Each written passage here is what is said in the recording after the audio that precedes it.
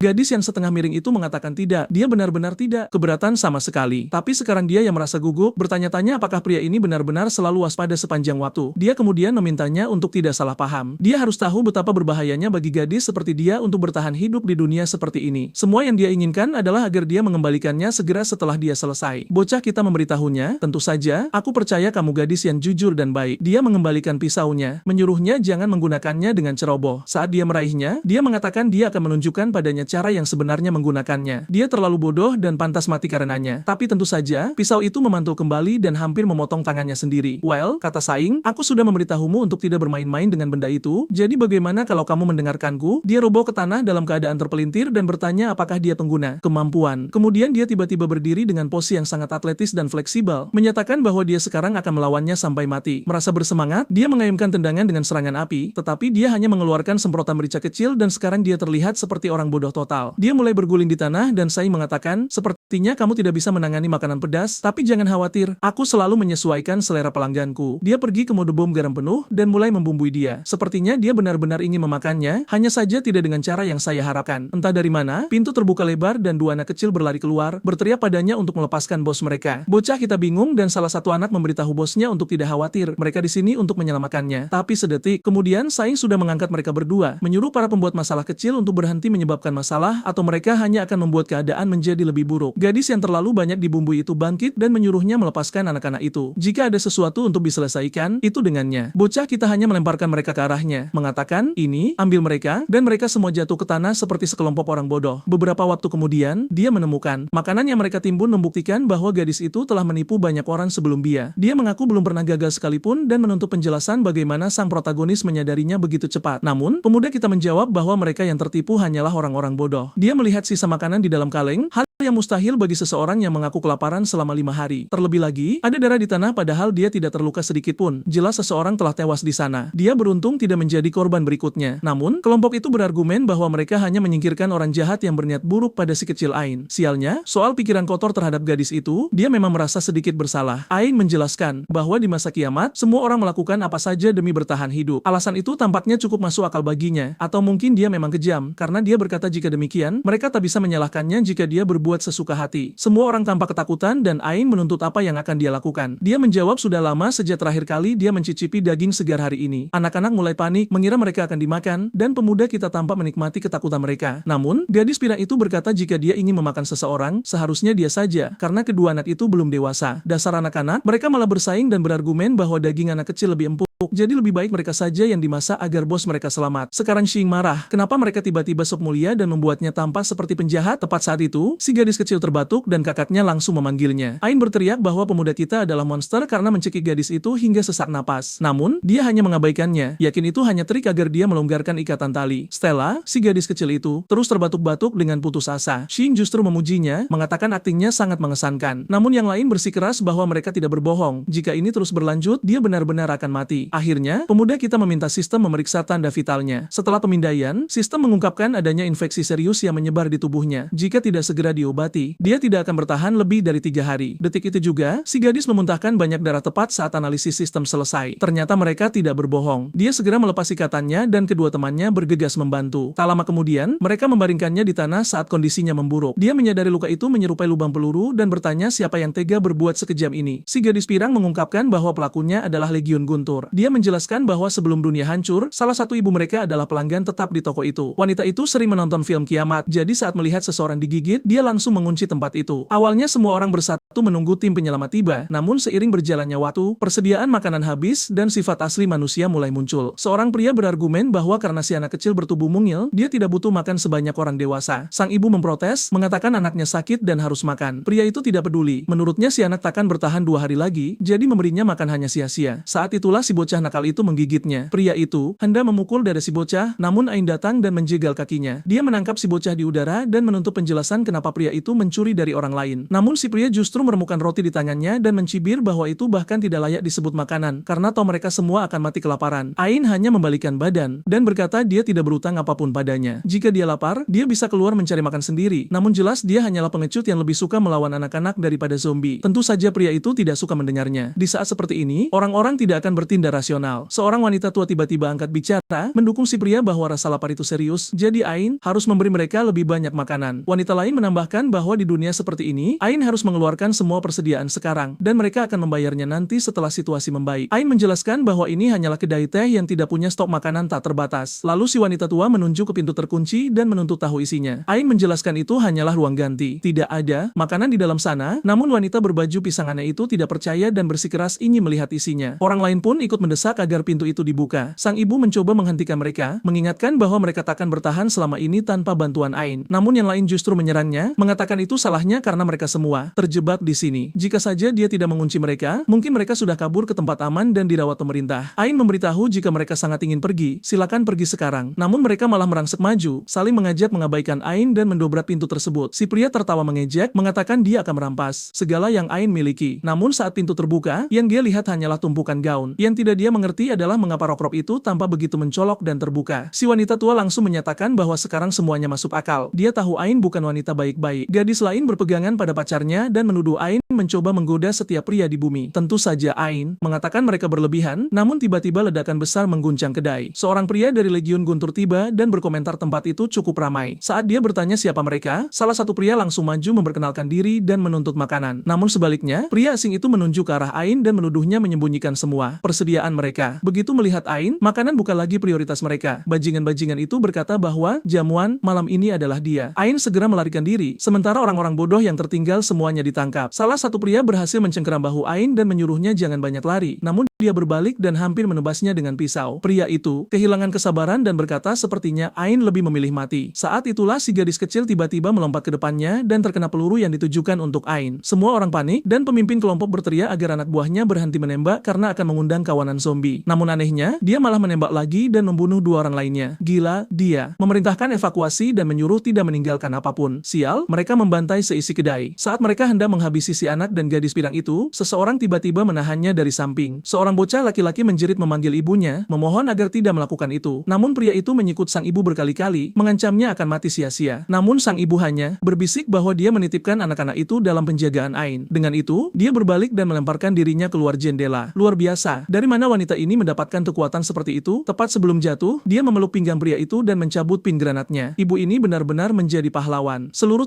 tempat meledak dan kembali ke pemuda kita. Ain berkata semua yang terjadi adalah kesalahannya. Xing menyuruhnya jangan menangis, setidaknya jika dia mati dia bisa bertemu ibunya lagi. Namun si bocah memohon agar kakaknya tidak pergi. Dia sudah kehilangan ibu dan masih ingin punya kakak. Sistem merasa tersentuh oleh adegan itu, namun pemuda kita menyuruhnya jangan terlalu sentimental karena mereka sempat ingin membunuhnya. Meski begitu, dia paham betapa sulitnya bagi Ain membesarkan dua anak sendirian di tengah kiamat. Jadi dia bertanya pada sistem apakah ada cara membeli obat. Sistem menjawab bisa, namun level kedainya belum cukup tinggi untuk membuka fitur itu. Xing membentak katanya kasihan, tapi sistem tetap menolak memberikan pengecualian. Sekarang protagonis kita benar-benar mulai kesal dengan rasa keadilan sistem yang berlebihan. Tiba-tiba, sistem memunculkan gerobak makanannya dan berkata meski tidak ada pengecualian, ada cara lain. Satu hal yang tidak dia ketahui adalah makanan dari gerobaknya memiliki efek penyembuhan. Xing terbelalak, kenapa tidak bilang dari tadi? Ini akan mudah kalau begitu. Namun sistem kemudian mengungkapkan, sebenarnya efek penyembuhannya tergantung pada level koki, jadi kemungkinan besar hasilnya akan buruk. Tanpa pilihan lain, dia berkata akan mencobanya saja. Melihat bahan yang ada, dia memutar otak. Lalu dia mendapat ide. Dia memecahkan telur, membuat adonan, menambah bumbu, dan membakarnya di atas api. Ketiga orang itu menonton, bertanya-tanya apa yang sedang dia buat dan mengapa aromanya begitu sedap. Ain menatap masakan aneh itu, dia bertanya itu apa, dan Xing menyuruhnya jangan khawatir, itu tidak beracun. Itu adalah waffle telur, makanan favorit masa kecilnya, dan dia meminta si kecil mencobanya. Dengan imut dia berterima kasih dan mencicipinya, lalu langsung berkata rasanya sangat manis dan lezat. Tiba-tiba saja dia berdiri tegak, membuat Ain memperingatkannya agar hati-hati. Namun si gadis mengaku rasa sakitnya telah hilang. Ain memeriksa keningnya dan menyadari demamnya telah turun. Biasanya di cerita fiksi, si piran cantik itu bodoh, tapi yang satu ini berbeda. Dia langsung tahu ini ada hubungannya dengan pemuda kita dan makanannya. Dia bertanya apa rahasianya dan apakah dia memiliki kemampuan khusus. Namun Xing hanya menyeringai, dia tidak akan membocorkan rahasianya, tapi si kecil butuh makan lebih banyak lagi agar sembuh total. Yang ini gratis, tapi berikutnya bayar. Dasar licik. Ain lalu berkata jika dia bisa menyembuhkan si kecil, dia boleh mengambil apa saja di kedai itu. Namun dia hanya mengedikan bahu, dia tidak kekurangan makanan, jadi dia tidak butuh barang-barang itu. Yang dia inginkan adalah Ain. Sial, pemuda kita tahu cara bermain di dunia kiamat. Tentu saja anak-anak langsung memprotes, menyebutnya berbahaya dan memohon agar tidak menyakiti Ain. Sekali lagi, dia tampak seperti penjahat. Jadi dia segera mengklarifikasi bahwa dia hanya ingin mempekerjakannya di kedai makanan. Ketiganya pun berdiskusi, dan anak laki-laki itu berkata mereka masih belum tahu kemampuan apa yang dimiliki Xing. Ain setuju, menambahkan bahwa selama berada di dekat pemuda ini, makanan bukan lagi masalah, jadi ini pilihan bagus. Dia setuju bekerja untuknya asalkan kedua anak itu ikut. Lucu sekali nama si kecil mirip dengan nama sang protagonis. Ya sudah, panggil saja dia si gadis kecil, mulai sekarang agar tidak membingungkan. Xing sudah merasa ini ide buruk, apalagi saat Ain tiba-tiba mengeluarkan kontrak kerja yang harus dipatuhinya. Isinya jam kerja dari jam 9 pagi sampai jam 5 sore, lengkap dengan asuransi jiwa. Xing menunjuk poin tersebut dan berkata bahwa Ain sepertinya ingin tetap dibayar meski hanya sedang ke kamar mandi. Ain membenarkan hal itu, jika ingin mempekerjakan anak-anak, haknya pun harus dibayar. Namun tepat saat itu, terdengar suara dari luar yang mengomentari aroma lezat dari dalam. Pintu mulai digedor, dan anggota Legiun Guntur berkata sudah menduga ada orang di dalam. Salah satu dari mereka mencoba mengambil waffle si kecil sambil berkata hidungnya tidak pernah salah. Namun si bocah laki-laki langsung pasang badan, mengatakan itu milik adiknya. Tepat di depan mereka, protagonis kita melangkah maju. Pria itu bertanya apakah dia benar-benar ingin bertarung demi makanan itu. Namun Xing hanya mengedikkan bahu dan berkata dia hanyalah pedagang sederhana di dunia kiamat. Jika mereka mau waffle, dia bisa membuatnya juga. Pria itu menoleh ke arah bosnya dan berkata dia juga menginginkan waffle. Si bos berdiri kebingungan, heran kenapa bajingan ini malah jualan waffle di saat seperti ini. Dia menghampiri Xing dan bertanya harganya. Bagi pemuda kita, ini kesempatan emas menyelesaikan misinya. Jadi dia menyodorkan menu. Pria itu melihat satu waffle seharga 10 kristal dan bertanya apakah waffle itu terbuat dari emas atau apa. Namun Xing menjawab bahwa di masa kiamat, bahan makanan adalah yang termahal. Si bos setuju bahwa itu masuk akal, lalu memutuskan untuk membeli beberapa. Pria bertopeng memperingatkan jika rasanya tidak enak, dia akan menghajarnya dan menghancurkan kedai kecil itu. Bosnya mengangguk setuju, sampai sesuatu yang lembut, hangat, dan halus tiba-tiba menyentuh lengannya. Ain mendekat sambil tersenyum manis, memohon maaf atas sikap bosnya yang terkadang pemarah. Pria itu seketika memerah dan terpana. Ain memuji otot dadanya, menebak dia pasti sudah berpengalaman melawan zombie. Anak buahnya yang berdiri di samping sudah tahu, bos mereka baru saja takluk oleh titik kelemahannya. Lagi, Ain menyuruh semua orang menunggu dengan sabar sementara makanan dibuat, lalu mengedipkan mata pada Xing. Sekarang dia berpikir mungkin mempekerjakan iblis, ini bukan ide buruk. Kedai disiapkan dan dia mulai memasak. Kerumunan yang lapar itu sudah tidak sabar mencicipi makanan layak. Setelah siap, semua orang memegang waffle masing-masing. Si bos menggigitnya dan langsung berkata itu sangat lezat. Aromanya mengingatkan dia pada masa kecil, sejenak membuatnya melupakan kengerian kiamat. Saat itu juga, pemuda kita menerima sekantong barang dan si bos memujinya atas keahlian yang mengesankan. Dia penasaran apalagi yang bisa dibuat Xing selain waffle. Xing menyeringai lebar, sambil mengacungkan jempol dan berkata dia bisa membuat banyak hal. Pria itu mulai berteriak memesan ayam goreng, hotdog, saus pedas, dan segala macam makanan. Orang lain di belakang mulai meminta Coca-Cola, manisan, paneku goreng, dan apa saja yang terlintas di pikiran. Dan gila, si bos langsung memesan 10 porsi untuk semuanya. Untungnya, pemuda kita berkata dia butuh lebih banyak bahan untuk menyiapkan itu semua. Si bos meyakinkannya jangan khawatir, cukup beritahu apa yang dibutuhkan dan mereka akan mencarinya. Xing terkesan dengan kepercayaan diri pria ini. Ain berkomentar bahwa melihat penampilan mereka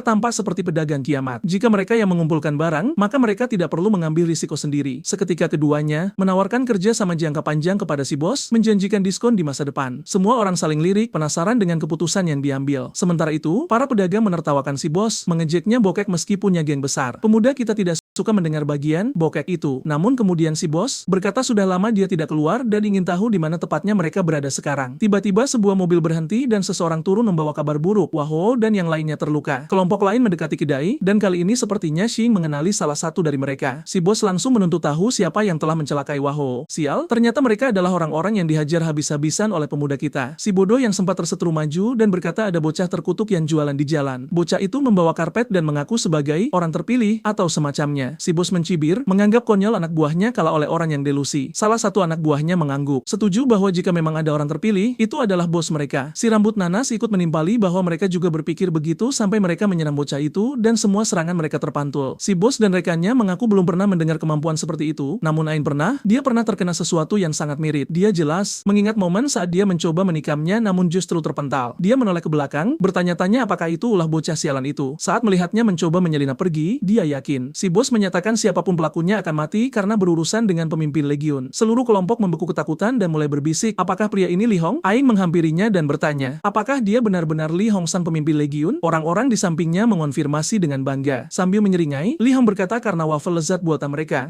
bisa memanggilnya jika ada masalah. Di sisi lain, anak-anak sangat marah. Mereka berkata dialah pemimpin kelompok yang telah membunuh ibu mereka. Li Hong mengangkat keduanya dan bertanya apa maksudnya karena itu tidak masuk akal. Tangan kanannya, Damasa, setuju. Meski mereka bandit, mereka tidak pernah melukai wanita atau anak-anak. Namun Ain tidak percaya. Dia langsung melancarkan tendangan api sambil berteriak itu bohong. Si bos melempar anak itu ke udara tepat waktu untuk menghindar. Si bodoh menahan jatuhnya sang adik sementara Ain menyerang dengan kaki apinya yang berbahaya. Namun ada yang salah dengan serangannya. Dia mencoba lagi, tapi Li Hong menghindar lagi. Anggota geng lain bersemangat melihat pertarungan menarik ini, namun tampaknya si bos butuh bantuan karena dia benar-benar enggan memukul wanita. Si gadis berambut biru mendesah, berkata suatu hari bosnya harus mengatasi hambatan psikologisnya itu. Sekali lagi dia menghindari tendangan indah dari Ain. Sementara itu di atas, sesuatu tengah mengawasi, bukan manusia, melainkan tentakel aneh yang menjijikan. Di sisi lain, pemuda kita kagum melihat musuh-musuhnya malah sibuk bertarung sendiri. Saat itulah dia, tiba-tiba teringat dia sudah menggunakan perlindungannya 2 kali hari ini, artinya sisa 1 kesempatan lagi. Dia harus sangat berhati-hati. Namun di saat yang sama, si patua dan pria berbaju aneh menunjuk ke arahnya, berteriak dialah bajingannya. Detik itu juga, si bos yang bosan bermain-main menangkap pergelangan kaki Ain dan melemparkannya ke arah anak buahnya. Lalu dia menghampiri pemuda kita, menyebutnya berani karena menghajar anak buahnya dan mencuri kristalnya. Dengan canggung, pemuda kita berkata itu hanya salah paham. Namun anak buah Li Hong tidak mau mau melepaskannya begitu saja. Mereka berteriak dialah yang memukuli mereka, merampas semuanya, bahkan menghilangkan kiriman barang. Anak-anak dengan bangga menyatakan bahwa tentu saja itu dia, karena dia luar biasa dan bisa mengalahkan siapa saja. Ain menyeringai dan berkata, pemuda kita lebih berani dari dugaannya, tipe pria yang tega memukul wanita. Entah itu pujian atau bukan, tapi itu sukses memprovokasi si bos. Sekarang pria itu mengamuk, benar-benar hilang kendali. Pemuda kita segera menyuruh semuanya diam sebelum dia benar-benar terbunuh. Begitu saja, si pemimpin berkata sudah cukup, saatnya mengakhiri ini. Dengan satu pukulan ke tanah, seluruh area hancur berantakan. Saat debu mereda, Li Hong berdiri tak tergoyahkan di tengah asap. Ain gemetar, pria itu menghancurkan beton hanya dengan tangan kosong. Sementara itu, anak-anak panik memikirkan nasib pemuda kita. Si pria bertopeng mendesah, berkata para pemilik kemampuan memang luar biasa, terutama bosnya yang punya kekuatan terbaik. Pemuda kita berdiri tanpa luka, berpikir jika pukulan itu mengenainya, dia pasti sudah jadi debu. Si bos langsung masuk ke mode bertarung sengit, melancarkan combo demi combo, namun pemuda kita terus menghindar. Akhirnya Li Hong bertanya bagaimana dia bisa punya keberanian memukul wanita. Sambil berkata begitu, dia menghantam lengan pemuda kita hingga terpental jauh. Tentu saja, pemuda malang itu mulai memuntahkan darah. Namun si bos justru terkesan, tidak seperti yang lain, anak ini tidak hancur saat disentuhnya. Meski begitu, Li Hong terus maju, memperingatkan bahwa dia masih jauh dari tandingannya. Anak-anak panik, mereka tahu dia tidak punya peluang. Ain di sisi lain malah berpikir jika Xing mati, dia dan anak-anak akan mendapatkan seluruh isi gerobaknya. Jujur Ain, lebih mungkin kau akan kehilangan segalanya. Xing bergumam bahwa mereka hanyalah kawanan preman, namun Li Hong tertawa dan mengejek pemuda kita. Sangat menyedihkan karena kelompoknya sendiri pun meninggalkannya. Lalu, boom, pukulan lain membuatnya menghantam dinding. Sial, itu pasti sakit sekali. Perutnya memar kemerahan. Dia sadar menghindar bukan lagi pilihan karena pria itu terlalu cepat. Satu-satunya pilihan adalah menggunakan trik itu. Dia tahu semakin kuat serangan lawan, semakin kuat pula gaya yang akan dipantulkan. Dengan satu kesempatan terakhir, dia berlari lurus ke arah Li Hong. Li Hong menyeringai, akhirnya dia bertindak seperti laki-laki. Namun saat pukulan dilancarkan, Xing merosot di bawah lengannya, melewati selak kakinya, dan tunggu, apa dia baru saja melorotkan celana pria itu? Sekarang si bos berdiri dengan wajah memerah, bingung kenapa anak ini melakukan hal sekonyol itu. Semua orang saling pandang dengan bingung, sementara salah satu anak buahnya tertawa terbahak-bahak. Rencana pemuda kita untuk memancing amarahnya berhasil. Urat-urat di wajah Li Hong menonjol karena marah besar. Dia menerjang Xing sambil berteriak kali ini dia akan mati. Namun Xing justru melakukan hal berisiko. Dia mengincar sesuatu di tanah dan benar saja. Di saat itu juga, dia menabrakkan bahunya ke salah satu pria hingga Ain terlepas, lalu menyambar pisau dari kakinya. Dia berteriak akan membalaskan dendam ibu mereka. Ain dan si gadis kecil berteriak menyuruhnya hati-hati, sementara pria bertopeng mencabut pistol dan menembak ke arah si bos, menyuruhnya menyingkir. Xing membentak, bajingan, bukannya kalian bilang tidak memukul wanita dan anak-anak? Tanpa pilihan, dia melemparkan gerobaknya ke depan anak itu. Peluru tertahan, namun sekarang pemuda kita harus menerima hantaman penuh dari pukulan amarah Li Hong. Di saat itu, dia merasa hidupnya sebagai protagonis akan berakhir. Sial benar, tepat saat tinju itu akan menghantam wajahnya, ledakan terjadi di dalam kedai,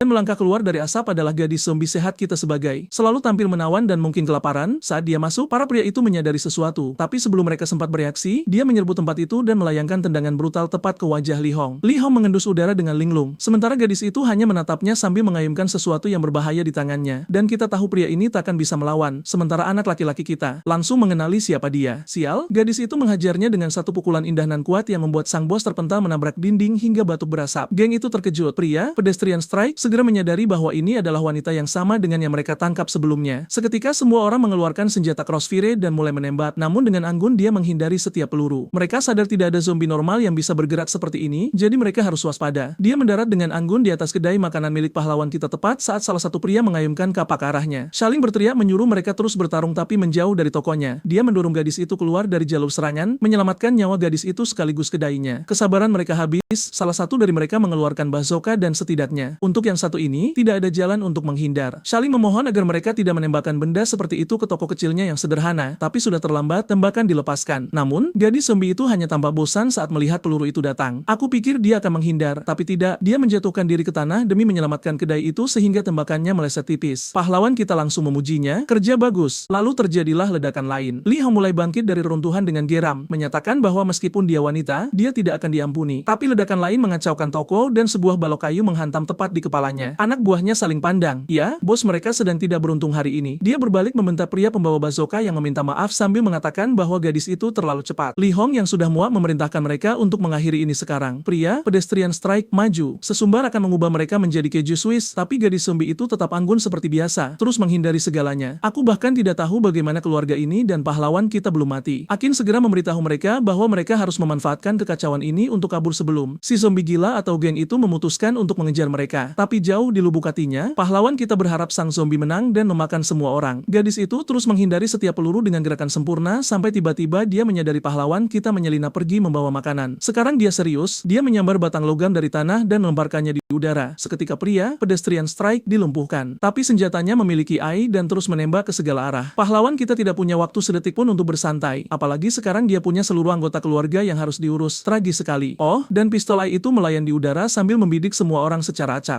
Akhirnya benda sialan itu kehabisan peluru dan jatuh ke tanah. Rupanya musuh pun bersembunyi ketakutan karena benda itu. Sekarang mereka semua bertanya-tanya, kemana perginya gadis zombie itu? Bahkan pahlawan kita yang bersembunyi di balik kedainya menanyakan hal yang sama. Tepat saat dia akan mengatakan sudah waktunya lari, gadis itu muncul di sana. Penghalang fanservice menarik roknya dan melayangkan pukulan cepat yang membuat pahlawan kita langsung lari terbirit-birit dalam keputusasaan bersama sisa krunya. Aku mulai merasa kasihan pada gadis zombie lapar yang ditinggalkan begitu saja. Sementara itu di atas, makhluk gurita itu sedang mengawasi pahlawan kita. Dia sepertinya merasakan sesuatu lalu tiba-tiba melompat ke arahnya. Berteriak ketakutan, Shaling bertanya dosa apa yang dia perbuat hingga dikejar seperti ini. Tapi saat itu juga, sebuah tentakel melesat dari langit-langit langsung menuju ke arahnya. Gadis zombie sadar, dia tidak akan sempat menghentikannya, jadi dia melemparkan dirinya ke depan Shaling seperti seorang pahlawan. Sial, dia tertangkap sekarang. Aku sangat takut cerita ini akan berubah menjadi aneh dan berlendir. Tapi kemudian dia disentakkan tepat di depan pahlawan kita. Shaling melompat mundur karena terkejut saat gadis itu dihempaskan ke dinding. Dan bersamaan dengan itu, gurita berlendir raksasa turun dari langit-langit. Benda ini jauh lebih besar dari yang kubayangkan. Makhluk itu memenuhi seluruh ruangan. Kalau dipikir-pikir, bagaimana toko ini masih bisa berdiri? Dulu tidak sebesar ini, tiba-tiba sekarang luasnya seperti lapangan sepak bola. Lee Hong berkomentar bahwa itu adalah mutan, dan geng itu segera mengeluarkan senjata crossfire mereka untuk menghabisinya. Tapi tentu saja, setiap monster di tempat ini bisa menangkis peluru dan menghindar, jadi itu sia-sia saja. Dan ya ampun, gadis itu berubah menjadi genangan darah setelah dihantam ke dinding seperti boneka plastik. Seluruh perutnya hancur dan dia sudah tidak sadarkan diri. Akin bilang gadis itu melakukannya untuk melindungi pahlawan kita, tapi Shaling tidak mengerti mengapa dia melakukannya. Sekali lagi, Shaling merogoh kantong kecilnya, dan saat dia membuka tangannya,